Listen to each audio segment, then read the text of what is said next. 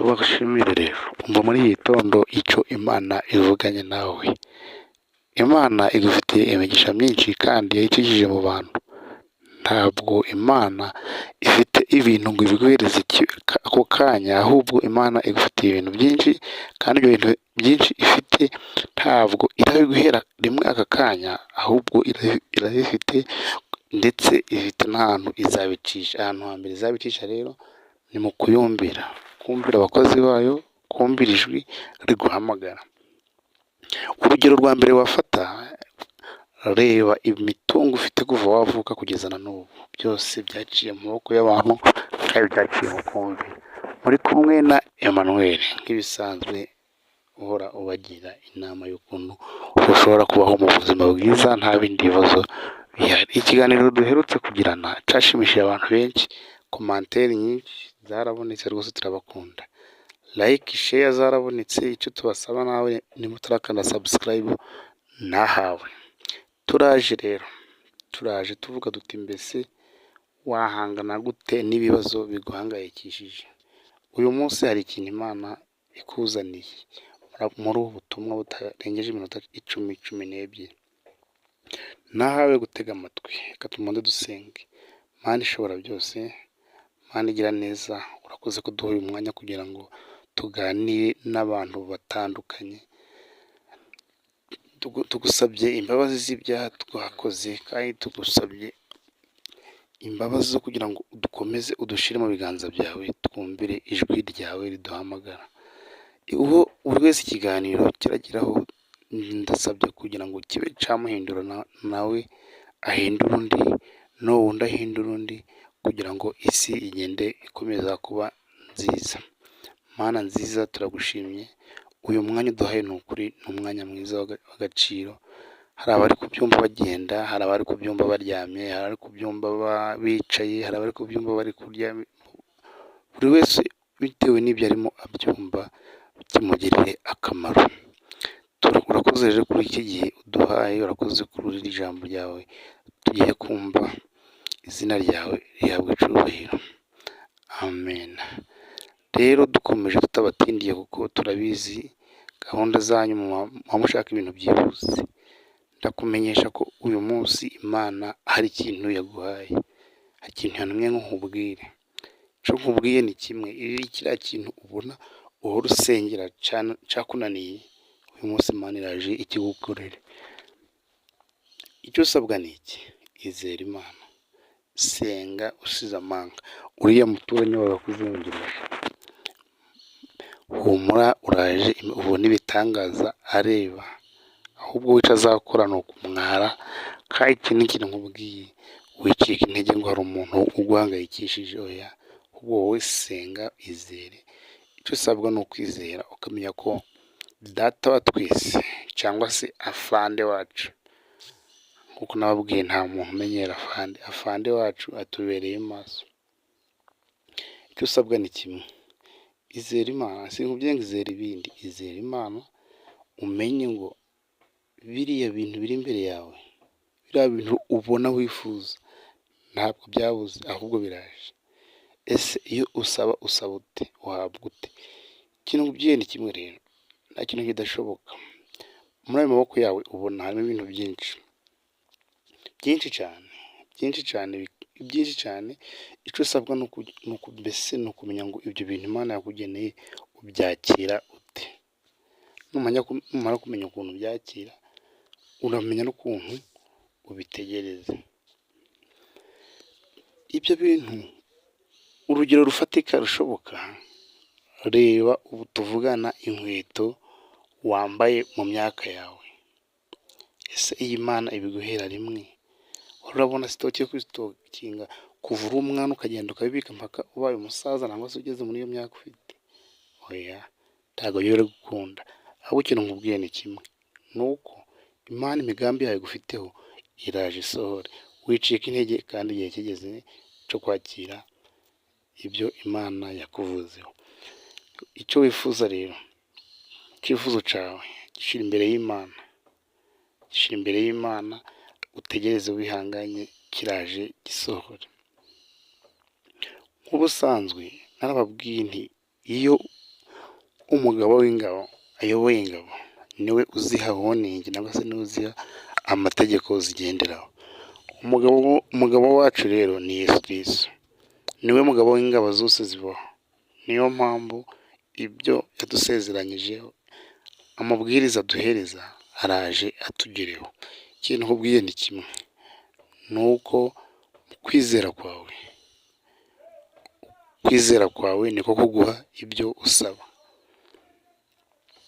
Yesu yaravuze ati nimusenge mwizeye muzabona, musabe muzahabwa.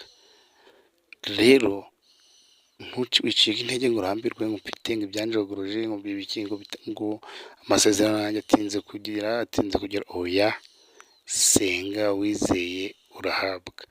Nukuri ibyo ubabwira mfite ubuhamya budasanzwe buhagije. Uragenda ugaseba, wamara guseba Imana ikagusebezura. Aho usebeye Imana ikahagusebezurira bitewe no kuyiringira.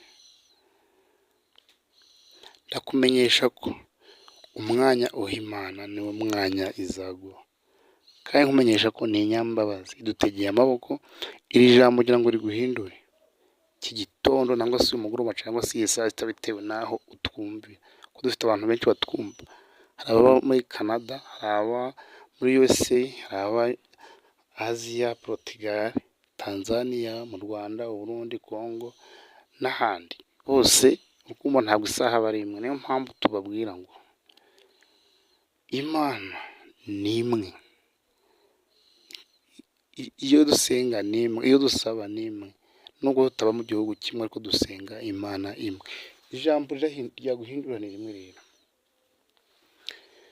Ibitangaza byose ubona ni ibintu byanditswe mu gitabo. Inzira yawe ni inzira ndende, kuva wavuka kugeza igihe uzaba utakiriho. Ntabwo Imana yanga abanyabyaha, yanga icyaha ariko ntiyanga abanyabyaha. Iyo uyigarukiye ukayisenga ufite umutima utuje, iragusubiza. Ibyo uyisabye wizeye urabihabwa. Icyo nkubwiye ni kimwe rero, uyu munsi Imana yakuntumye nkubwire ngo isezerano ryawe ntirirasozwa, nta nubwo ryari ryarangira, ahubwo ritegure kuko rirakuziye. Ese niriza uraryakira ute? Sukura umutima wawe, vanamo inzika, ivanamo urwango rwo kwanga abantu, reka ubura imanganyi, reka kubesha ngo niho birakunda. Oya, ahubwo gukora ibyo usabwa gukora, ibindi ubiharire Imana. Irashoboye. Ikindi we ugenda wikuremo ibintu bitazakarande, kugira ngo byanga byakundi iwacu byaranze, iwacu ni gutya tubaho. Oya, hinduka. Hari igitangaza Imana igiye gukorera mu muryango wanyu. Noneho bavuge bati n'uwa muryango wo kwa kanaka hari igitangaza cyabonetsemo. Nta rindi banga, ni ukwizera. Wizera Imana nayo izaguha ibyo ukeneye. Icyo usabwa ni kimwe, fata umwanya wawe uwuhereze Imana. Kunda abakwanga ubasengere. Ikindi nkubwiye ni kimwe, nta muntu uzaguha ikintu, nta muntu uzagusengera usibye kukwibutsa.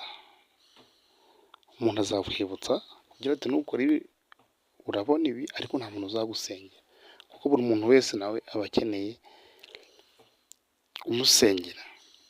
Kuko twese twizera Imana imwe. Ntabwo Imana, umugani niyo perezida w'u Rwanda avuze ati ntabwo Imana yakuntumyeho wagira ngo yantinya, ahubwo uriya muntu ugusengera nanjye utega amatwi. Ibyo nkubwira ni ukukwibutsa, ndakubwira ngo bikore kuko nanjye ibyo ndabikeneye. Ni kukwibutsa ibyo ugomba gukora kugira ngo ubone ikintu cyiza kiguhishije amahoro mu mutima wawe. Icyo mbasaba ni kimwe rero, zirikana ubutumwa bwiza uhawe, noneho ubusesengura uvuga uti ese ubu butumwa mpawe buzangeza kuki? Ese uyu muntu ibyo ambwiye usubize ubwenge inyuma, uvuga uti ibintu uyu muntu ambwiye bihuriye he nanje. Fata umwanya rero wisuzume, ahasigaye nahawe. Icyo usavuga cyangwa se icyo ugomba gukurikirana kimwe, nuko nufata umwanya uhagije ukawohereza Uwiteka ibyo yakugeneye, uzabyakira mu mahoro. Ni Emmanuel, umujyanama wanyu. Niba utarakanda subscribe, ni umwanya wo kuyikanda. Nimba warayikanze naho kandi naho warakoze cyane, waduteye inkunga idasanzwe.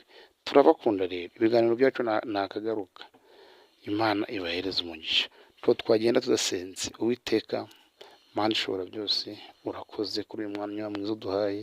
Urakoze iri jambo ryawe twumvishije. Urakoze kuba hari abantu benshi rishobora kuba harigiye guhindura, kandi abo bantu nabo ndasaba kugira ngo babe ambasaderi, bahindure abandi. Data mwiza, urakoze cyane. Uriho gukomerwa amashyi, uriho gukomerwa impundu. Dusezeranyije ko nidusaba twizewe tuzahabwa. Ni umwanya rero wo gutegereza ibyo uduha, kuko tuzi neza ko utaduha ibibi. Ibyiza byose tubiteze, natwe nibitugeraho bitugirira akamaro mu biganza byacu ndetse n'abacu, ku bwa Yesu Kristo umwami wacu. Amen. Ngaho rero hasigaye nahawe, utarakanda subscribe, like, share niba ukunze ibiganiro byacu. Ni umwanya